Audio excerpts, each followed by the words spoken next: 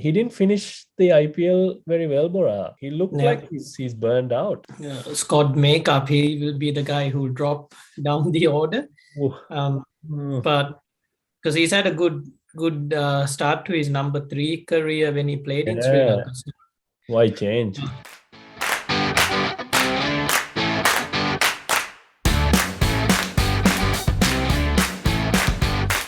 Welcome to another episode of Sri Lankan Cricket Podcast with Vida and Bora.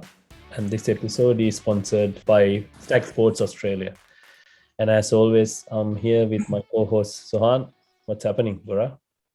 Not a lot, Vida. I'm excited to be recording an episode. What have you been up to? Not much. The winter is here, cold and miserable outside. Yeah, there are a few things to talk about. The Scots have announced for Sri Lanka, Australia T20 Series, and a very interesting test match happening at Lord's, England versus New Zealand. And there are a few other things to talk about. Let's start with the T20 Series against Australia. Bora. Yeah, I think from the start of this week, we've been having a look at the series about to kick off. The squads were announced. Australian boys have landed in Sri Lanka, which was a key thing. A lot of excitement and optimism going into this series. But firstly, I think Sri Lanka as a whole are very thankful that Australia have traveled out to Sri Lanka. It's much needed tour with this country's situation. I'm sure Australians, the touring party, will be good brand ambassadors and will try to support Sri Lanka in every possible way. But yeah, rightly so. Let's have a look at the teams, how the matchups going. An exciting time for the Sri Lanka T20 team. Yeah, absolutely. All the games will be day games, Bora, starting at our Premadasa Stadium in Colombo. If you look at the T20 squad of Sri Lanka, there are a few new additions into that T20 squad. Very young squad. The newcomers are Nuwini Fernando, who got 100 in England in a T20. And you got Matisha Patirana, the second slinger, and Kasun Rajitha, who had a good test match in Bangladesh. He's coming into the T20 team, and Lahiru Madhusanka coming in as all-rounder. So there will be some competition for spots in that first game. What do you think about the squad, Bora? Looks like a very good squad, very balanced squad. Yeah, good squad, big squad as we are now used to seeing. I guess close to 8 players will be auto picks. It will be the remaining 3 that will be on a criteria of the pitch conditions and strengths. But I guess coming from the IPL as Sri Lankans, there's a lot of excitement to see how the players will transition that form into the national setup and to see how they perform as a unit together. It's easy to be misguided by the IPL because a lot of you hear it in the media, we're exciting, we've got a very strong bowling unit, but we shouldn't get misguided by the IPL because it was led by different captains, different tactics, different roles that they were slightly playing. So, however, they would have learned a lot through that IPL experience. And a good way to kick off would be the bowling attack, because that looks the more stable unit or the combination we can go into this tournament. The likes of Dushmantha, Mahesh, Matish Theekshana, Wanidhu Hasaranga, Chamika Karunaratne, he's still a key player for the Sri Lankan unit. And then the third or the second seamer will probably be a fight-off between the slingers. At the moment, I think from IPL and most recently seeing him in the setup, the young under 19 player might get a chance to play off straight away. That's how I see the bowling attack. Yeah. You have the likes of Praveen Jayavikrama there as a backup. Kasun Rajitha, you mentioned, he's a guy. Yeah, Sandakan, they'll probably fight into one spot over that attack. Thoughts on the bowling with the fast bowlers, slingers? I don't think both will play. No, I don't think so. Looking at the bowlers, Bora, you mentioned Kasun Rajitha. I would rather have him only playing test matches. He had a really good tour in Bangladesh. There's no Lahiru Kumar in there. I would have. I thought because he bowled really well in Australia. He was bowling 140 plus almost every ball, and I was expected him to be there instead of Rajit. I would have liked to have him in there. But excited to see these two slingers. We have Lasith Malinga joining the team as a fast bowling consultant as well. So this is very exciting because he's the man for the job. I mean, who else would you go to get tips about T20 bowling other than the great Lasith Malinga? And yeah, the bowling lineup looks good. Dushmanta is in form. Wanindu is in red hot form. So it'll be really interesting. And Matisha Tikshana. Almost 4 spots of that bowling lineup is secured, and there'll be maybe one spot because Dasun Shanaka can bowl a couple overs as well, Bora. So it'll be interesting to see whether they'll go with extra batsmen. I mean, looking at the squad, almost 9 players will pick themselves for that first game. Yeah, you're right. And Sri Lanka tends to back the extra batter in most of. I mean, if we go by history, we tend to push in a batter. So there might be a guy who'll sneak in as an extra batter, but we'll have a look. I think Sri Lanka's are set up well at the top. I mean, when you look at the batters that we have, we've got 5 guys fighting for top 3 spots. Because I mean, if you get Kusal Mendes, he returned into the team back as an opener. Tanushka Gunatilaka, Pathum Nissanka, Bhanuka Rajapaksa, even Charith Asalanka would prefer to bat top order, but I guess with the Scott makeup, he will be the guy who will drop down the order. But because he's had a good start to his number 3 career when he played in Sri Lanka. So, why change? But I think, it's changed big time. But going by batting form and playing in an IPL position at number 3, Bhanuka looks like he'll slot into number 3.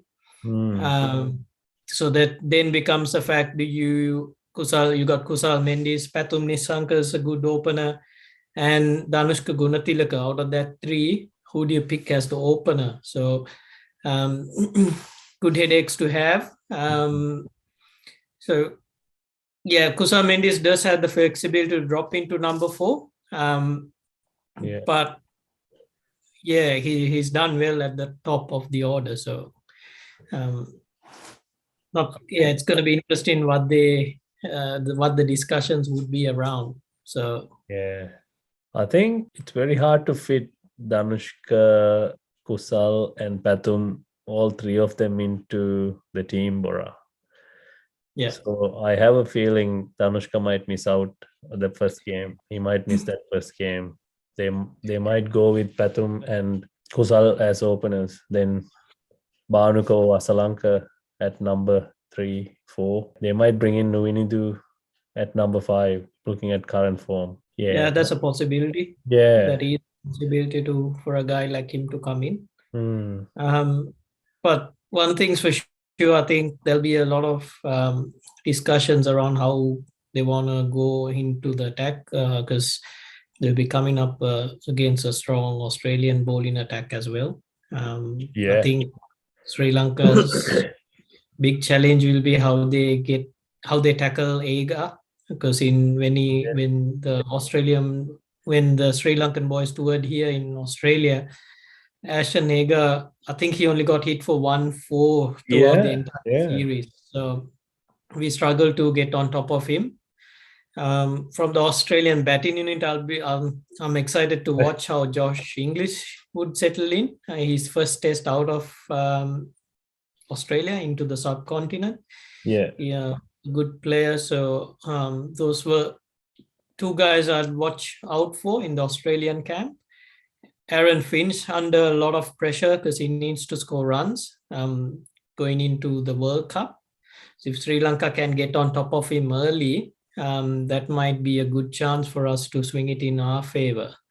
I'll see that as a key matchup, but I think against Finch, I know Mahesh Deekshana gets the new ball a lot. Finch generally plays off spinners really well, so it'll be interesting to see how or what type of balls Mahesh Deekshana will be bowling to Finch. Lots of carom balls. Yeah. Well, you can't call him a off spinner, Bora. Especially in the power play. He hardly bowls the off spinner in the power plays. Finch is not in good form as well. He had a horrible IPL. There's no Tim David in the Australian team, Bora. Looking at the form he was in the IPL, I thought he was automatic pick, but they picked this squad's end of April. So he's in England playing the T20 Blast. Yeah, Tim David's come on a purple patch in the IPL.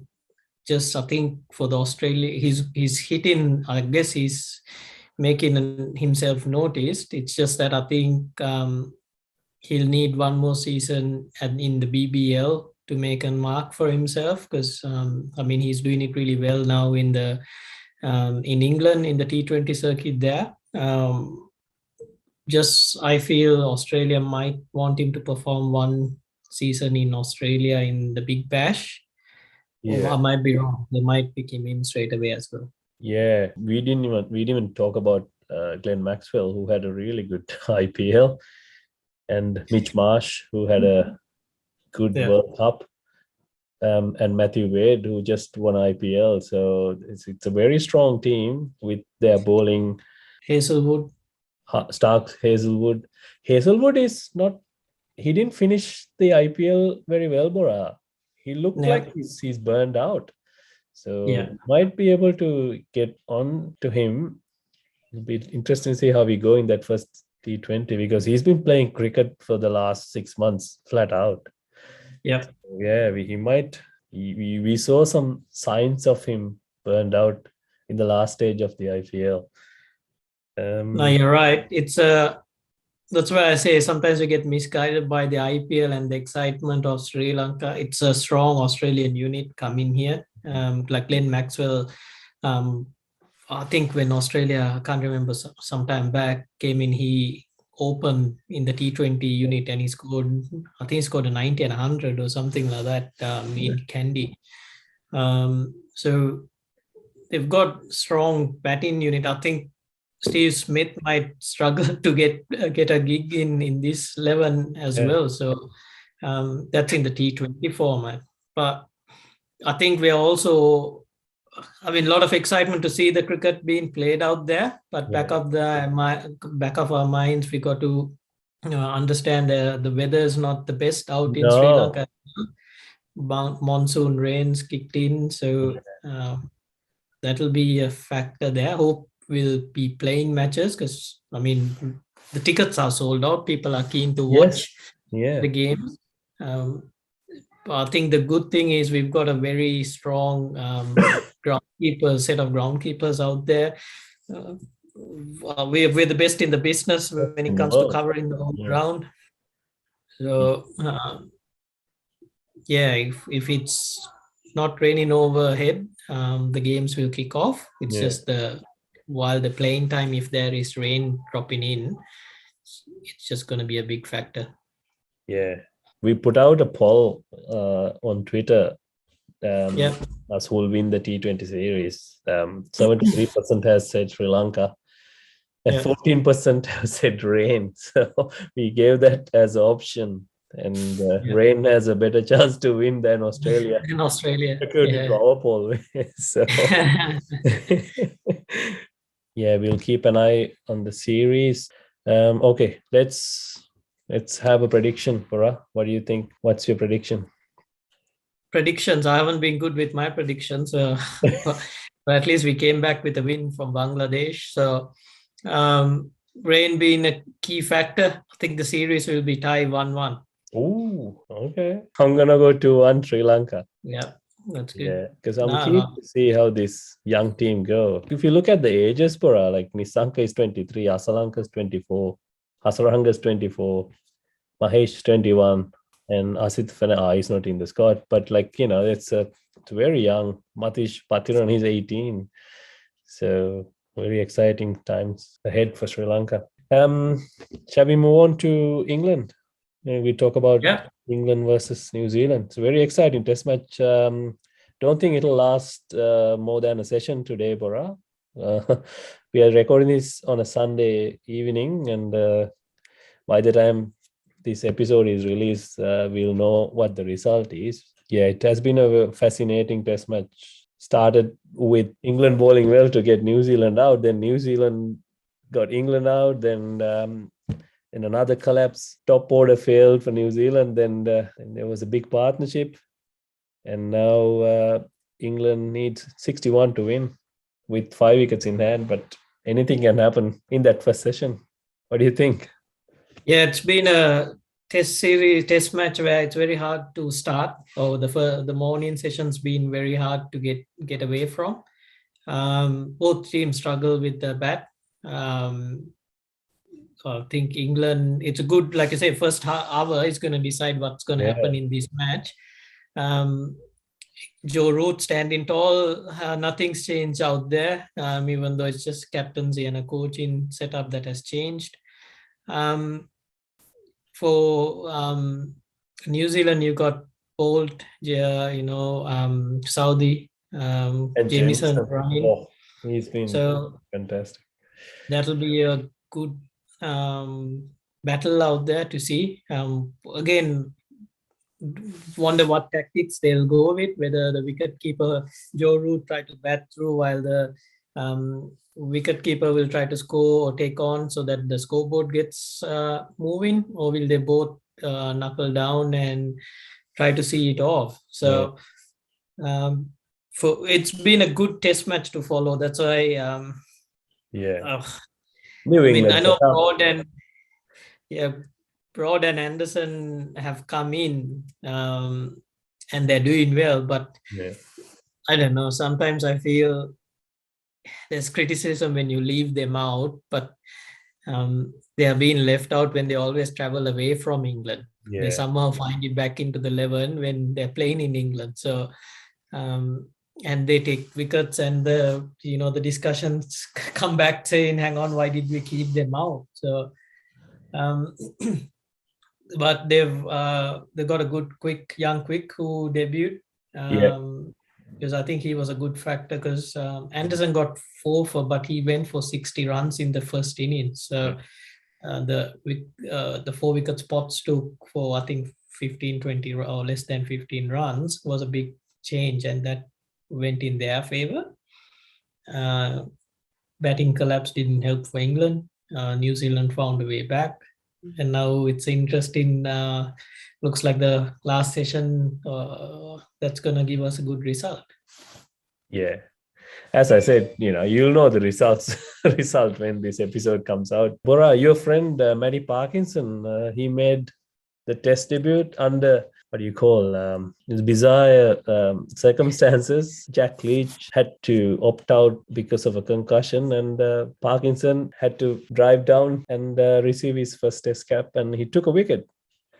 Yeah, it's interesting because I don't know what the rules state, because England would have announced a 12-man squad or a 14-man squad with, I know they use a few county substitutes to come in and help with the fielding.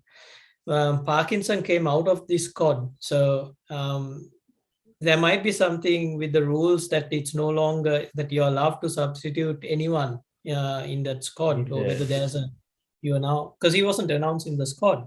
But a tactical change, I think, right call made. That's for him to drive in would have been exciting, because the only guy I remember driving in to play a test match was Rangan Herath, but he had time, like he had a flight from England to Sri Lanka and then drove before the test match started. Parkinson driving straight into a batting innings and fielding innings out there. So, but good for him. He's been recognized for his efforts. I think what's been discussed is the speed he's bowling at the moment. They say it's really slow, or can be found as too slow. But this is a guy who's debuting. He hasn't seen or hasn't experienced test match cricket, so he'll understand what he needs to do to bridge the gap. Or if he finds bowling too slow, the batsmen are getting on top of him, he'll need to change it up. But that's part of being new to international cricket, I guess. Yeah. Well, if you're playing him in your team, Bora, you're playing him as a wicket-taking option, isn't it? Like with Jack Leach, he's doing the role Ashley Giles did when he was playing. He'll block one end and the fast bowler take wickets from the other end. But if you're playing Matty Parkinson, he's slow through the air and he turns the ball a bit more, and you're playing him as an attacking option. So it'll be interesting how this new setup go about spinners, because England hasn't played a spinner in their team for a long time. So but the thing with leg spinners is you have to give them time to find their feet, especially at international level. Like look at someone like Wanidhu Hasaranga. Like now only he's you saw his brilliance here and there, but now it's very consistent, right? And so that's what you need with the leg spinners. Anything else, Bora? Being mindful of time, I'd like to quickly touch base on the Sri Lankan women's team out in Pakistan. I think the series is coming to an end. Last one day, so Sri Lanka not getting much results going their way, but the girls are playing matches and getting experience. But tonight, the game's happening at the moment. We're batting first. Our legend Chamari has scored 100, and Harshita, the young girl, scored a 70 odd, which is good backup for Chamari. So we're kind of seeing those transition players come through now. There are a few more. There was another young girl who managed to score some runs as well. Havisha Dilhari got a 50 scored 49 in a previous game. So slowly the backups come in for Chamari, and so we're not gonna have the results go away, but they're gonna be playing matches and slowly get used to it, so they can gradually take over at a certain point. The girls are kicking things up there to wrap up our round of cricket that we were discussing. Yeah, well, this result was expected for us. I mean, our girls haven't been playing any cricket at all. So apart from Chamari, who played some league, some T20 cricket, but like they scored 260 for 7 today. At least now they have played some cricket. When they go to the next tournament, which is in England, they have some confidence. I think their India team is traveling to Sri Lanka to play a series as well. So they'll have some cricket. They'll have more cricket coming their way. We'll get Estelle to come and have a chat about this series, because she was talking about this Harshita. She made the call like she's a very good batsman, and she said she's the one to look for, and she has proved it with a 75 today. Sounds good. Yeah. I think we've got a few question and answers perhaps to squeeze into the program before we round it up today.